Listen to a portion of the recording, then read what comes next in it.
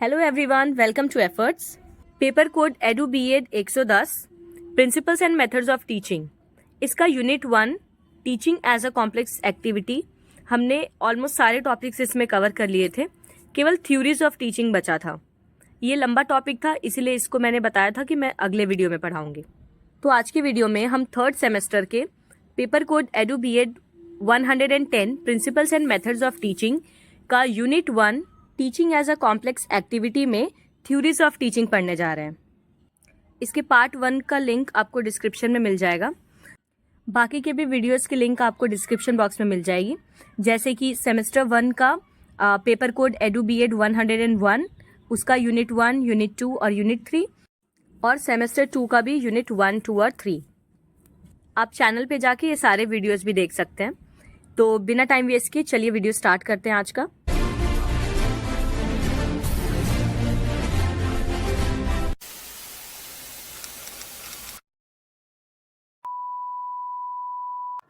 Okay, तो हम लोग इसमें क्या क्या टॉपिक्स कवर करने वाले हैं।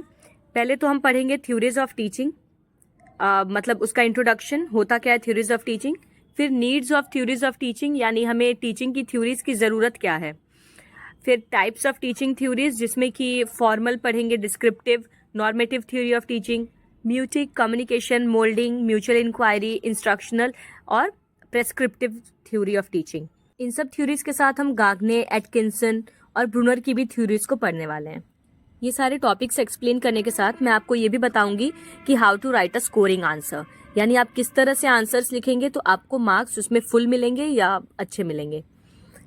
नाउ लेट्स डिस्कस कि थ्योरीज ऑफ टीचिंग से क्या पॉसिबल क्वेश्चंस आपके एग्जाम में पूछे जा सकते हैं। सबसे पहला क्वेश्चन ये आ सकता है कि explain teaching as complex activity and write its theory. ठीक है, teaching as complex activity explain करिए और उसकी थ्योरीज के बारे में बताइए। Elaborate the Gagne's, Atkinson's and Bruner's theory of teaching. इन तीनों की टीचिंग थ्योरीज जो है उनको बताइए या उन्हें एक्सप्लेन करिए। What are the formal theories of teaching, explain in reference to maieutic, communication, moulding and mutual inquiry theories of teaching. Differentiate between instructional and prescriptive theory of teaching. तो इस तरह के कुछ क्वेश्चंस आपके पेपर में इस particular topic से आ सकते हैं। तो let's start the topic now.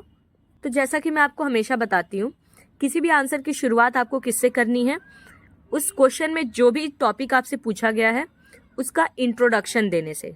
ठीक है, जैसे अगर आपको एजुकेशनल एडमिनिस्ट्रेशन पूछा है, टीचिंग थ्योरी पूछा है, टीचिंग एज कॉम्प्लेक्स एक्टिविटी पूछा है, तो आप पहले हर चीज़ को डिफाइन करेंगे।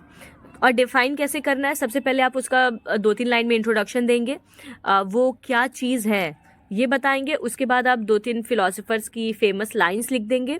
ठीक है, चलिए इसको देखते हैं हमें कैसे स्टार्ट करना है अपना आंसर। सबसे पहले हम लिखेंगे concept, meaning and definition of teaching. Teaching is a social process meaning to teach.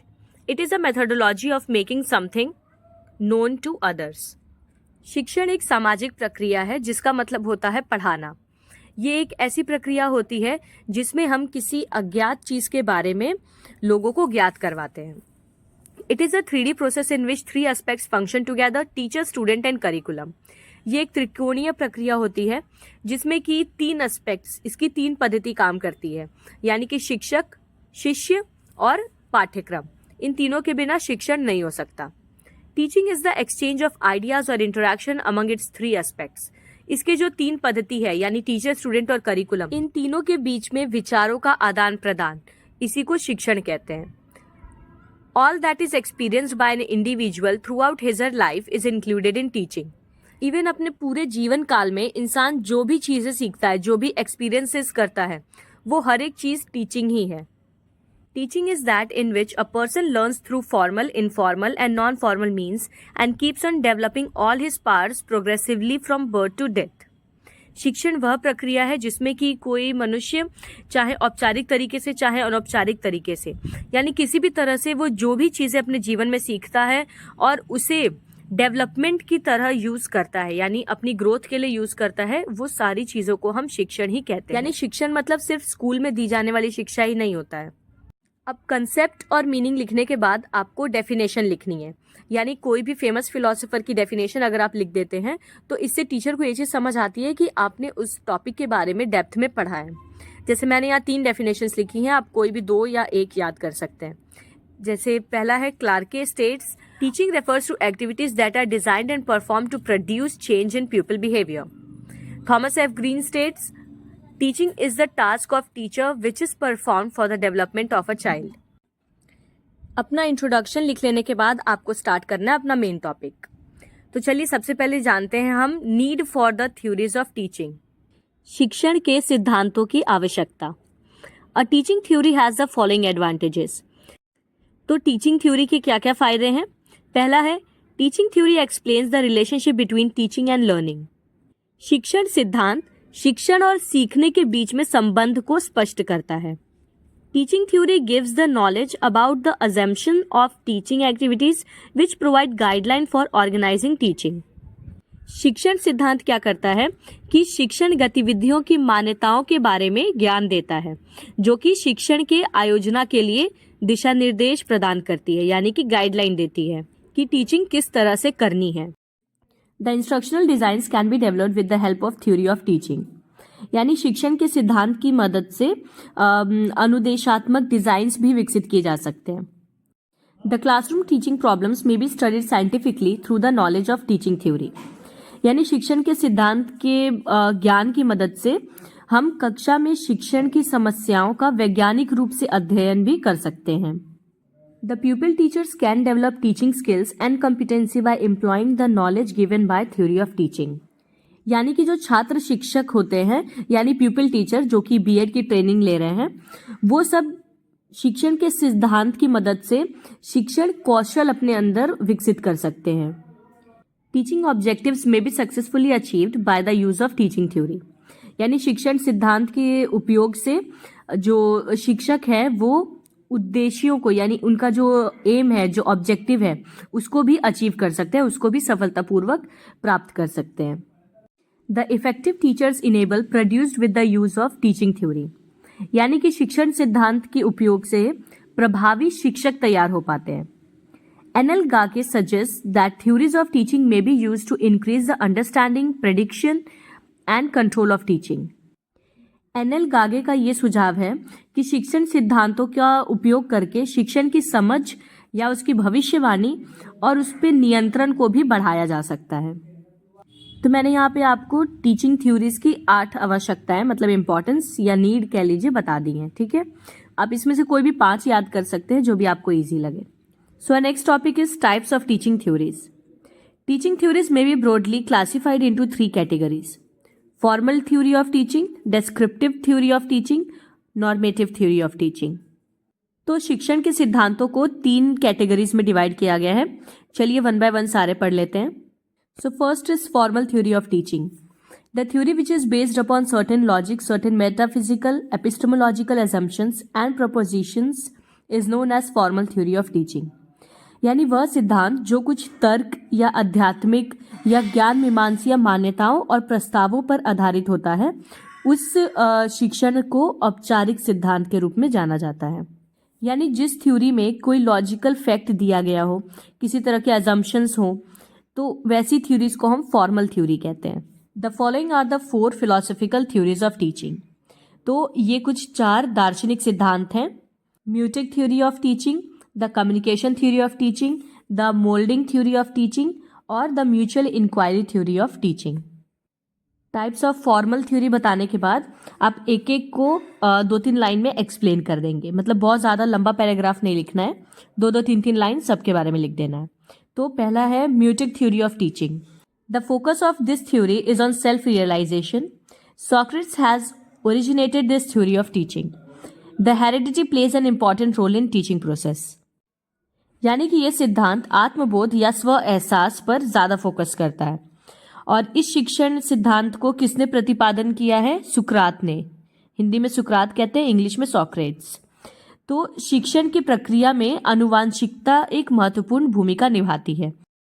यानी म्यूटिक थ्योरी में जो हेरिडिटी है उसका बहुत बड़ा रोल होता है। Second is the communication theory of teaching. This theory of teaching based upon assumptions that the teacher possesses all knowledge and information which student does not possess. इस theory का ये मानना है कि जितना भी ज्ञान है या जितनी भी चीज़ों की नॉलेज है वो सब टीचर के पास है, स्टूडेंट के पास कोई नॉलेज नहीं है। और जो भी बातें स्टूडेंट को बताई जा रही हैं या जो भी इंफॉर्मेशन वो गेन कर रहा है वो सब टीचर की वजह से। थर्ड है the moulding theory of teaching. John Dewey is the advocate of this molding theory of teaching, confined to impart the knowledge to the students. The third theory has the focus on shape, form and mold of the students' behavior. Moulding का मतलब होता है किसी चीज को आकार देना। तो जॉन डेवी की जो थ्योरी है मोल्डिंग वाली, ये फोकस करती है इस बात पे कि बच्चे के बिहेवियर को किस तरह से टीचर आकार दे रहा है, किस तरह से बना रहा है।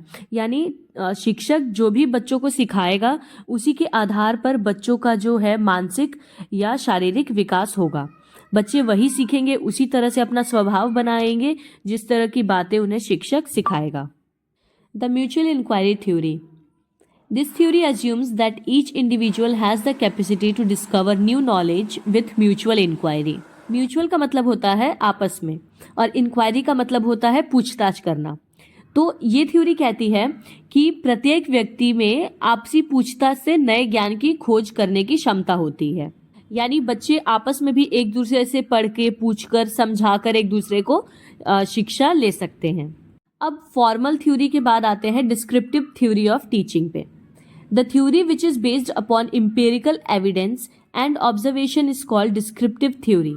यानी जो सिद्धांत अनुभवजन्य साक्ष्य और अवलोकन पर आधारित हो, ठीक है, उसे हम डिस्क्रिप्टिव थ्योरी कहते हैं। यानी कि जिस थ्योरी में ऑब्जर्वेशंस किए जा रहे हो और जो उसके बेसिस पे सबूत मिल रहे हो, तो ऐसी ही थ्योरी को हम डिस्क्रिप्टिव थ्योरी कहते हैं।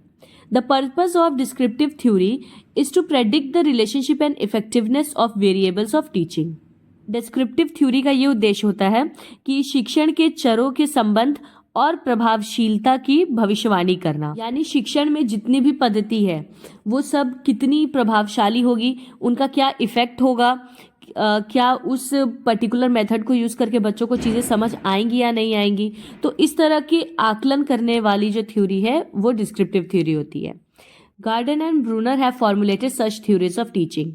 तो गार्डन और ब्रूनर इन्होंने डिस्क्रिप्टिव थ्योरी निकाली थी जिसके दो पार्ट्स हैं। एक होता है इंस्ट्रक्शन थ्योरी ऑफ टीचिंग और दूसरा होता है प्रेस्क्रिप्टिव थ्योरी ऑफ टीचिंग। अब इंस्ट्रक्शनल और प्रेस्क्रिप्टिव दोनों के बारे में भी आप थोड़ी थोड़ी लाइंस लिख देंगे, ठीक है। जैसे कि इंस्ट्रक्शनल थ्योरी ऑफ टीचिंग क्या है? There are 3 models assign to the theories of instruction. Instructional theory में 3 मॉडल हैं। पहला तो है जिसको गाग्ने ने दिया है, उसको कहते हैं Gagne's hierarchical theory of instruction. दूसरा है Atkinson's decision theoretic analysis for optimising learning. और तीसरा है Bruner's cognitive developmental theory of instruction. तो फिलहाल के लिए आंसर में अगर आप सिर्फ नेम्स भी मेंशन कर दे रहे हैं तो काफ़ी है, लेकिन अगर आपको ये सारी थ्योरीज डिटेल में पढ़नी होगी तो मैं इसका वीडियो भी आपको बना के दे दूंगी। इंस्ट्रक्शनल के बाद है prescriptive theory of teaching. E. Stones and Morris have attempted to explain the nature of teaching with the help of 3 types of related variables. E. Stones और Morris ने 3 प्रकार के संबंधित चरों की सहायता से शिक्षण की प्रकृति को समझाने की कोशिश की है। The first phase includes the teacher in the analysis of the teaching problems and teaching tests before teaching takes place. तो पहले चरण में शिक्षक को शिक्षण समस्याओं का विश्लेषण करना होता है। यानी कि पढ़ाते टाइम क्या क्या प्रॉब्लम्स टीचर को या बच्चों को आ सकती हैं उसके बारे में सोचना होता है। और शिक्षण शुरू होने से पहले जो टीचिंग है उसका भी टेस्ट लेना पड़ता है कि अगर बच्चों से मुझे कोई आंसर्स निकलवाने हैं तो किस तरह के मेथड्स यूज़ करने होंगे, या जो मैं मेथड यूज़ करने जा रही हूँ वो इफ़ेक्टिव होगा या नहीं, इस तरह के test. In the second phase, decisions are made about the interrelationship of variables deemed appropriate to teaching objectives. दूसरे चरण में क्या होता है कि शिक्षण उद्देश्यों के लिए उपयुक्त समझे जाने वाले चरों के अंतर संबंधों के बारे में निर्णय लिए जाते हैं। The third phase concerns with the evaluating and effectiveness of workability of phase 2. और तीसरा चरण जो होता है उसमें हम देखते हैं कि हमने जो फेज 2 में डिसीजन लिया था वो इफेक्टिव है या नहीं। तो पहले फेज में हमने क्या किया, प्रॉब्लम्स के बारे में सोचा कि पढ़ाते टाइम क्या क्या प्रॉब्लम्स आ सकती हैं। दूसरे फेज में हमने डिसीजन लिया कि उस प्रॉब्लम को सॉल्व करने के लिए हम क्या मेथड्स यूज कर सकते हैं। और तीसरे फेज में हम ये इवेल्युएट करते हैं या टेस्ट करते हैं कि जो हमने डिसीजन लिया था वो इफेक्टिव है या नहीं, वो सही है या नहीं, क्या वो सच में उस प्रॉब्लम को सॉल्व कर पा रहा है कि नहीं। लास्ट टॉपिक है normative theory of teaching. The normative theory of teaching may be developed because it is difficult to control the human subjects in experimental situation. Normative theory यानी कि शिक्षण का मानक सिद्धांत। तो ये सिद्धांत शायद इसलिए विकसित हुआ होगा क्योंकि प्रायोगिक स्थिति में मानव विषयों को नियंत्रित करना मुश्किल होता है। यानी जब आप किसी पे एक्सपेरिमेंट कर रहे होते हैं तो इस सिचुएशन में वो पर्टिकुलर जो पर्सन है वो किस तरह का रिएक्शन देगा, उसका क्या ह्यूमन बिहेवियर है, इस चीज को आप कंट्रोल नहीं कर सकते हैं। The learning theories have been developed under controlled conditions by conducting experiments on animals. यहाँ बाय मिस्टेक एंड हो गया है, ठीक है, इसको आप ऑन कर लीजिएगा। तो जितने भी सीखने के सिद्धांत हैं उन सबको जानवरों पर प्रयोग करके नियंत्रण स्थितियों के तहत विकसित किया गया है। कंट्रोल कंडीशंस में एक्सपेरिमेंट्स किए गए।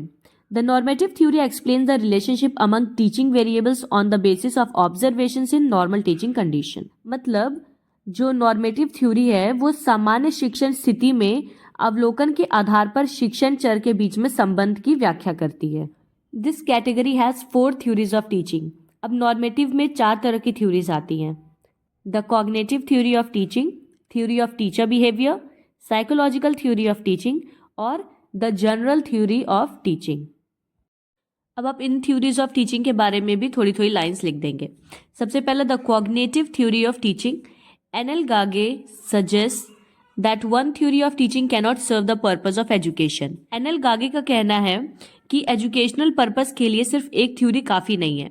There should be more than one theory of teaching because teaching may be analysed in 4 ways. Teaching की कई सारी थ्योरीज होनी चाहिए क्योंकि टीचिंग को हम जनरली 4 तरीकों से एनालाइज करते हैं या 4 तरीकों से देखते हैं। सबसे पहला है types of teachers activity. Teaching consist of many kinds of activity such as philosopher, adviser, counsellor, motivator, demonstrator, curriculum planner and evaluator. तो पहला तो तरीका है कि एक टीचर क्या एक्टिविटीज कर रहा है उसके बेसिस पे टीचिंग को देखना, क्योंकि एक टीचर एक फिलोसोफर की तरह भी काम करता है, एक निर्देशक की तरह भी काम करता है, प्रेरणा भी देता है बच्चों को, करिकुलम को भी प्लान करता है, इवेल्युएट भी करता है, ठीक है। तो कई सारे रोल्स टीचर प्ले करता है। Types of education objectives. Bloom has classified 3 types of objectives, cognitive, affective और साइकोमोटर। दूसरा है शिक्षण के उद्देश्यों के प्रकार, जिसमें ब्लूम ने 3 प्रकार बताए हैं। पहला है कॉग्निटिव, दूसरा अफेक्टिव और तीसरा psychomotor. Tolman has given things to be learned, field cognition mode, drive discrimination field, expectation and motor patterns. उसी तरह से टॉलमैन ने ये सारे टाइप्स दिए हैं। Types of learning theories. Teaching might proceeded on the basis of different families of learning theory, philosophical theories of learning, psychological theories of learning, SR family, reinforcement theory and insight learning theory. Each theory suggests different views of teaching process. अगर आप सीखने के सिद्धांत के प्रकारों को देखें तो इसमें कई तरह के थ्योरीज दी गई हैं। जैसे अगर आपको SR फैमिली वाला थ्योरी पता हो, यानी स्टिमुलस और रिस्पॉन्स वाला, या रीइंफोर्समेंट थ्योरी है, ठीक है, तो इन सारे थ्योरी के बेसिस पे भी टीचिंग थ्योरीज कई तरह की हो सकती है। नेक्स्ट है types of components of learning. Neal Miller suggest 4 components of learning, drive, cue, response and reward. अगर आप सीखने के घटक का प्रकार देखें तो नील मिलर ने 4 तरह के घटक यानी कंपोनेंट्स बताए हैं सीखने के, ड्राइव, क्यू, रिस्पॉन्स और reward. The each component requires the different types of teaching activities. और हर तरह के कंपोनेंट की अपनी अपनी अलग तरह की टीचिंग एक्टिविटीज हैं, तो उनके बेसिस पे अलग अलग तरह की थ्योरीज भी हैं। Next is theory of teacher behaviour. DG Ryan formulated a theory of teacher behaviour, यानी शिक्षक के व्यवहार का सिद्धांत जो है ये डीजी रायन ने दिया है। Theory of teacher behaviour is based upon 2 postulates. और इसके अंतर्गत दो तरह की बातों पे फोकस किया जाता है। पहला ये कि teacher behaviour is social in nature, यानी शिक्षक का व्यवहार सामाजिक होता है। Teacher behavior is concerned with the classroom verbal and non-verbal interaction. In the process of interaction, teacher and student both participate. They both influence each other, therefore it is considered as social behavior. Class में पढ़ाते हुए teacher का जो व्यवहार है वो पूरी तरह से बच्चे के साथ इंटरेक्शन पे डिपेंड करता है। यानी कि क्लासरूम स्टडी में स्टूडेंट और टीचर दोनों पार्टिसिपेट करते हैं, दोनों एक दूसरे को प्रभावित करते हैं। तो इसी वजह से जो शिक्षक का व्यवहार है वो सामाजिक है। Teacher behavior is relative. Teachers' classroom activities are the product of social conditions and are related to the cultural settings in which the teacher performs the teaching task. Therefore, teacher behavior is relative concept. कक्षा में शिक्षक का व्यवहार सामाजिक प्रक्रियाओं का गुणनफल होता है और वो उस पर निर्धारित करता है जो भी उस क्लासरूम की कल्चरल सेटिंग्स है, यानी कि कितने टाइम तक टीचर को पढ़ाना है, क्या टॉपिक पढ़ाना है, इन सब चीज़ों पे भी डिपेंड करता है। इन सारी बातों के साथ रिलेट करने की वजह से टीचर का बिहेवियर जो है वो रिलेटिव है। Next is psychological theory of teaching. This theory considers teaching a short contractual relationship between the teacher and the pupil. The relationship consists of certain activities to be performed by the teacher, such as analyzing teaching tasks, determining learning goals, identifying entering behavior, and selecting teaching strategy. ये theory इस बात पे focus करती है कि teacher और student के बीच में एक साइकोलॉजिकल रिलेशन होता है। जैसे कि कई सारी ऐसी एक्टिविटीज़ है जो क्लासरूम में टीचर करता है, कई एक्टिविटीज स्टूडेंट्स करते हैं। टीचर क्या करता है कि टीचिंग टास्क जो यानी पढ़ाने का उद्देश्य क्या है या क्या पढ़ाना है, किस तरह से बच्चों को पढ़ाना है, एंटरिंग बिहेवियर यानी कक्षा में जाते ही किस तरह से बच्चों से इंटरेक्शन शुरू करना है, ये सारी चीज़ों का ध्यान रखना ये टीचर का काम होता है। तो इन्हीं सब एक्टिविटीज़ के बेसिस पे एक तरह की साइकोलॉजी डेवलप हो जाती है माइंड में। और लास्ट टॉपिक है हमारा आज का, general theory of teaching. SCT Clarke has formulated a general theory of teaching. इस थ्योरी को किसने दिया है? SCT क्लार्के ने। It assumes that teaching is a process which is designed and perform to produce change in behaviour of student. इस theory का ये मानना है कि शिक्षण एक ऐसी प्रक्रिया है जिसको बच्चे के व्यवहार में परिवर्तन लाने के लिए ही बनाया गया है। Teaching activities can be very diverse and very also at different levels of teaching and objectives. तो टीचिंग में जितनी भी एक्टिविटीज होती हैं वो सब अलग अलग तरह की हो सकती है, डिपेंड करता है कि बच्चों का लेवल क्या है सीखने का, किस तरह का चैप्टर पढ़ाया जा रहा है या क्या चीज़ें बच्चों को सिखाई जा रही हैं। This theory limits the teaching activities to those which are acceptable by a democratic society. ये थ्योरी थोड़ी सी लिमिटेड या कह लीजिए नैरो है, क्योंकि ये शिक्षण को सिर्फ उतने तक ही सीमित रखता है जहां तक एक डेमोक्रेटिक सोसाइटी में एक्सेप्टेबल हो। तो दैट्स इट। अब जैसा कि मैंने आपको हमेशा बताया है, अपना आंसर कभी भी बिना कंक्लूजन के फिनिश मत करिए, ठीक है? ये आपको प्लस पॉइंट देता है। अब जब इतना आंसर लिख लिया है तो लास्ट में थोड़ा सा कंक्लूजन भी लिख देते हैं, ठीक है?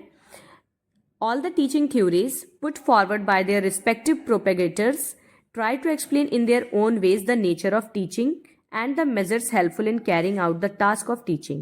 अभी तक हमने जितने भी शिक्षण के सिद्धांत पढ़े उन सबको अलग अलग लोगों ने बनाया था और सबने अपने अपने तरीके से यही बताने की कोशिश की है कि किस तरह से शिक्षण के सिद्धांत शिक्षण की प्रक्रिया में मदद करते हैं। Teaching theory is prescriptive. Teachers and pupils are the major variables of teaching theory. So that's it. Thank you for watching. I hope आपको समझ में आया होगा theories of teaching. And if you like the video, please do subscribe it and share it with your friends. और हाँ, subscribe करना एकदम free है, ठीक है? तो बिल्कुल झिझकिएगा मत सब्सक्राइब करने में। Okay, bye bye. See you in the next video with another topic.